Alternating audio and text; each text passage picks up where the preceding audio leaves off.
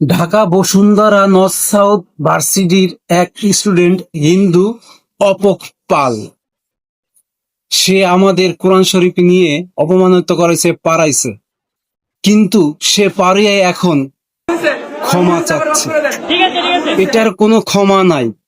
এই নাস্তিকের বাচ্চার জেল ফাঁসি দেওয়া উচিত, ওর তো রিমান্ডের নিচে, ওর পুটকির ভিতর ডিম দেওয়া উচিত। এই নাস্তিকের বাচ্চার সারা বাংলাদেশের মুসলমানের কলিজার ভিতরে আগুন দিয়েছে, আগুন ধাউ ধাউ করে জ্বলছে। ওরা কলিজার ভিতরে শুধু আগুন দেয় না, সারা বিশ্বর মুসলমানের কলিজার টুকরা পাশিয়ে পাড়া দিয়েছে। এই নাস্তিকের বাচ্চার কে কে শাস্তি চান, কে কে ফাঁসি চান, কমেন্টে বক্সে জানিয়ে দেবেন। আর সবাই বেশি বেশি করে এইটা সাপোর্ট করে দেবেন, শেয়ার কপি লিঙ্ক করে দেবেন।